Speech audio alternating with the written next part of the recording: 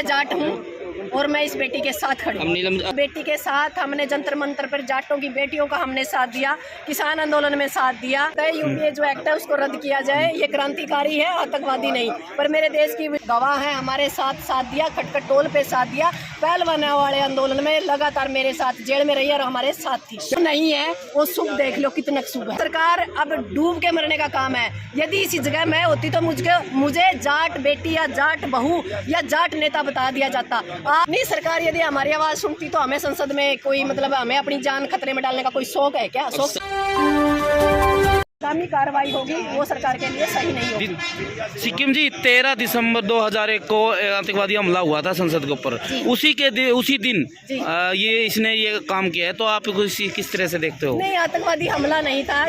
जो दो पहले हुआ था, जो पहले हुआ वो अलग बात थी, पर ये बात हम मानते हैं जो ये है ये व्यवस्था के ऊपर हमला था। इन्होंने दिखाया कि हम PhD MA BA MPhil करके बेरोजगार हैं और लगातार जो बेटी थी वो किसानों को देख रही थी, मजदूरों को देख रही थी, व्यापारियों को देख रही थी, महिला को देख रही थी, सरपंचों को देख रही थी कि हमारी आवाज़ जब भी हम बुलंद करते हैं धरना प्रदर्शन से तो हमें दबा दिया जाता है, केस लगा दिए जाते हैं, कोर्ट कचहरी के चक्कर काटने में हम बिजी रहते हैं। तो उस बेटी ने सिर्फ एक ये है कि इस व्यवस्था के ऊपर हमला किया, अपने आप को झोंक दिया, ताकत दी और ये बताने की कोशिश की कि देश की स्थिति में है, जो राजनेता बैठे हैं उनकी कमी की वजह से आज उनको इतना बड़ा कदम उठाना पड़ा। सिक्किम जी आपके साथ भी रही है, किसान आंदोलन में रही है, तो क्या कुछ चलता था मतलब अपने? नहीं, बड़ी अच्छी नेचर की थी, क्रांतिकारी विचार थे, अम्बेडकरवादी है वो, जहाँ तक मैं मानती हूँ।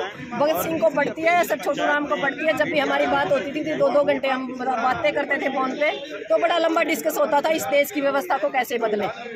कुछ आरोप भी लगाया है भाई इस प्रकार से आतंकवादी की श्रेणी में इनको रखा गया। नहीं, ये बड़ा गलत है। यूपीए जो एक्ट है उसको रद्द किया जाए, ये क्रांतिकारी है, आतंकवादी नहीं। पर मेरे देश की विडंबना है, जो मेरे देश से आवाज उठाता है वही आतंकवादी हो जाता है। कुछ दिन पहले हम भी आतंकवादी थे, हमारे से पहले भगत सिंह आतंकवादी था। तरीका सही है ये आपको सही लगता है? बिल्कुल लगता है। जब हमारी आवाज सड़कों से नहीं सुनी जाएगी तो धमाकों की आवाज संसद और विधानसभा होनी चाहिए। हम इस चीज का समर्थन करते हैं। क्या किसी कोई संगठन से भी जुड़ी थी? नहीं, किसी संगठन से, ना ही किसी सामाजिक संगठन से। उसका खुद का संगठन था, पर वो जहाँ भी जिसको ये लगता था कि यहाँ अन्याय है वो वहीं पर साथ देती थी। ऐसा कदम उठाने पर क्यों मजबूर हो? या तो लास्ट में सुसाइड कर लेता है या एक ऐसा फैसला कर देता है कि दुनिया की दिशा बदल देता है। ये बात वो होती है कि डर के आगे जीत, तो ये डर के आगे जीत वाला मामला था। सिक्किम जी आगे का क्या प्लान है, क्या कुछ आगे का प्लान ये है कि सारे बच्चों को रिहा करो।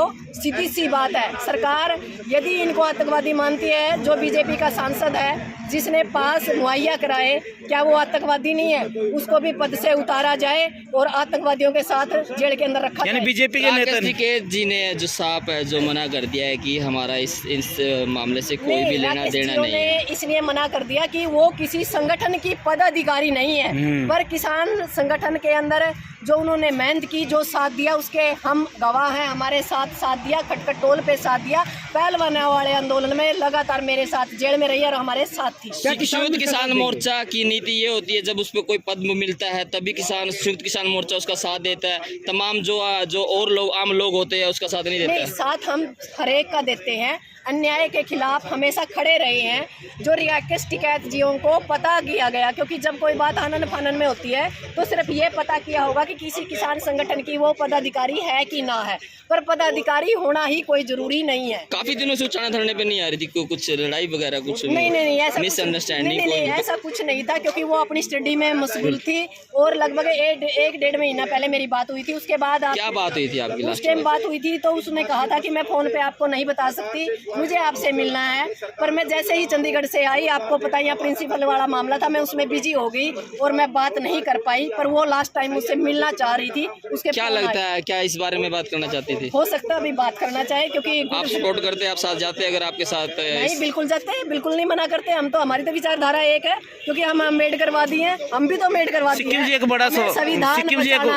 बड़ा सवाल है, जैसे ये गई है, चलो इसका इरादा गलत ना हो, लेकिन अगर कोई व्यक्ति गलत इरादे से चला जाता तो कोई नुकसान भी हो सकता, संसद में कुछ गलत भी हो सकता था। क्योंकि मेन स्ट्रीम मीडिया और बीजेपी वालों ने इस संसद की जब सुरक्षा नहीं है तो देश की सुरक्षा कहाँ होगी? ये भी उस बेटी ने और उन बच्चों ने क्लियर कर दिया। ये जो लोग ये कहते थे कि देश सुरक्षित हाथों में, हम कहते हैं देश असुरक्षित हाथों में है। देश में संसद की भी सुरक्षा नहीं है तो आम बहन बेटियों और आम समाज की कहाँ सुरक्षा है? इस चीज़ को भी उसने भेदने का काम किया।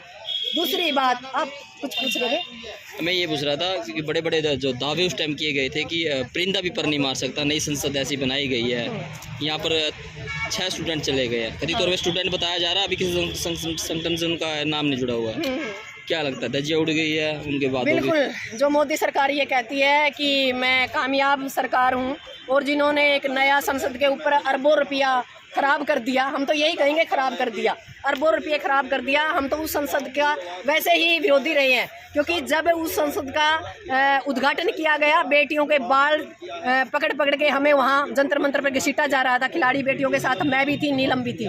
तो इस संसद का तो मुहूर्त ही गलत टाइम में हुआ है। और दूसरी बात, हमारी राष्ट्रपति जो सबसे बड़े पद पर थी, पिता उसके हाथ से कटना था, पर वो बैकवर्ड से आती थी, इसलिए उसको जो हमारे ये जिसको हम कहते हैं कि तिलकधारी, उन्होंने कहा ये अच्छा नहीं है, या मतलब ये क्या कहते हैं उसमें शुभ नहीं है, शुभ नहीं है। वो शुभ देख लो कितना शुभ है।